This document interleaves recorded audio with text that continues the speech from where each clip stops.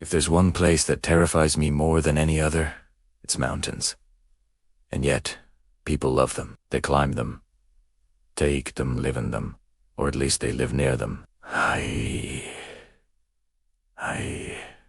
don't get it. But these are some of the scariest mountains in the world. Alps, Europe's answer to the Rockies, are both majestic and beautiful. However, their beauty can be quite deceiving, because they are also home to some terrifying creatures like the abominable snowman. Yeah, we all laugh at this guy, but if his existence is proven, he'll be the new Bigfoot. This is where all the tourists go. They take selfies and try to spot the elusive Yeti. In 2018, a hiker was actually attacked by something, but thankfully he survived. His name is Victor Saval, and he says that he found the footprints of the creature, which were about 47 centimeters long, which is almost double the size of his own feet. He then heard some screams in the forest, so he grabbed his camera to see what was going on. Then the beast attacked him, but he managed to defend himself with his hiking poles until the creature ran away, and while he did survive, he did end up fracturing his knee. So maybe don't go into the woods if you hear some screaming. You might not come back. Another scary thing about mountains is how unpredictable they can be. Take, for example, the Appalachian Mountains. These are much smaller than the Alps, and yet every year people die here. People always underestimate these mountains because they look small, but they pack a punch when it comes to natural disasters. One time there was a snowstorm that hit the West Virginia region of the Appalachians, and it caused the most damage in state history, leaving over 60 people dead. The storm was just so bad. It had blizzard conditions, heavy snowfall, high winds, and avalanches, and it seemed like it would never stop. I mean, even now, just thinking about it, it sounds like something from Game of Thrones, and it happened in 1993.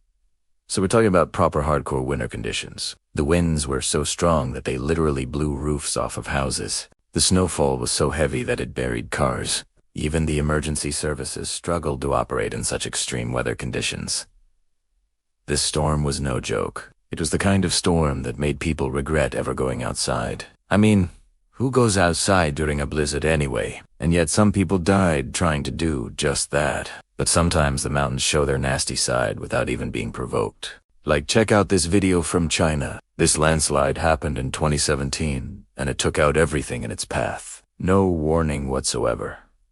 No one saw it coming. I guess that's the scariest part. It's like the mountain just decides, hey, let's have a landslide today. And before you know it, you're buried under tons of rocks and dirt. In this particular case, the landslide happened because of heavy rainfall. It was the kind of rain that just never seems to end. It drenches everything. And then the mountains decide to give you an extra helping of wet. So yeah, if you ever find yourself stuck between a rock and a hard place, make sure the rock isn't about to fall on your head. But it's not just landslides that can catch you off guard. Sometimes it is the seemingly calm and quiet things like this 100-year flood that happened in the Scottish mountains in 2017. Floods like this are rare. That's why they say, once in 100 years. It's like the mountain is keeping something special just for you. Something extra special. You know, like a ticket to hell. This flood caught everyone off guard. It wasn't part of any forecast or prediction. It just happened. It was the kind of flood that makes you wonder if the mountain has a personal vendetta against you. Like it is waiting for the perfect moment to strike, and this time it chose a nice and sunny day. Can you imagine? You're basking in the glorious sunshine, thinking life is good, and then bam, you're swept away by a raging river. It's enough to make anyone question their life choices. Did I really choose to stand under that tree? Was it really worth it? Maybe not. But the scariest thing about mountains isn't the landslides or the floods or even the mythical creatures. It's the heights. When you're up there, everything feels so fragile, so temporary. Like the ground beneath your feet. Just one wrong move, and you could be tumbling down to your death. This is especially true when you're dealing with thin air. Like, check out this footage of a paraglider getting blown off course by wind gusts. For a moment there, I thought he was going to be fine, and then bam, he's falling like a rock. The wind just tossed him around like a rag doll. It's enough to make you dizzy, just watching it. The scariest part is that sometimes the wind doesn't even give you a chance to react. It just yanks you away from everything familiar, everything solid, and sends you plummeting towards the unknown. And let's face it, when you're up that high, the only way to go is down. And when you're falling that fast, there's no time to think, no time to regret. Just pure adrenaline rushing through your veins as you brace for impact. And speaking of impacts, have you ever wondered what it'd be like to fly straight into a mountain? Well, thanks to modern technology, you don't have to. You can watch it happen to someone else. Just take a look at this video. It's like a scene from a Michael Bay movie, except it's real. And it's even crazier than anything Bay could come up with. The pilot was flying a small plane when suddenly they got caught in some seriously bad weather. The clouds were dark and stormy, the wind was howling, and the rain was pouring down in sheets. And then, bam, they hit the mountain. But the scariest part is that it wasn't just the plane that got damaged. The pilot was seriously injured and had to be rescued by helicopter. Can you imagine? You're trapped in a burning plane on top of a mountain, and the only way out is by helicopter. Talk about a close call. Now, if that didn't scare you enough, check out this next video. It's another plane crash. Except this time it's even more intense. Not only is the plane on fire, but it's also plummeting towards the ground at a terrifying speed. You can see the wind snatching the plane away like it's nothing but a leaf in a hurricane. But what's even scarier is that there were people on board and somehow they survived. I mean, talk about a miracle.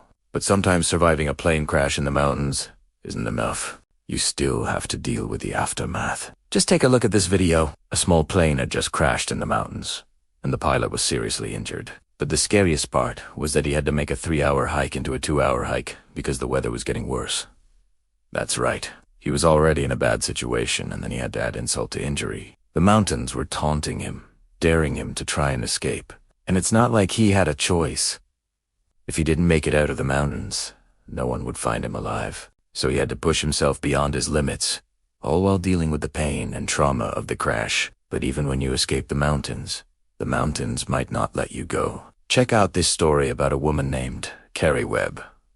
She was hiking in the mountains with her friends when she slipped and fell. Thankfully, she had friends with her who helped her up, but little did she know that she had suffered a serious head injury. At first, it didn't seem like a big deal. She could walk, she could talk. But as the days passed, she started feeling worse and worse. Eventually, she started having seizures, and her friends knew they had to get her out of the mountains fast. But the scariest part was that Carrie had no idea how serious her injury was. She was in a coma for almost 2 weeks, and when she finally woke up, she had no memory of the accident.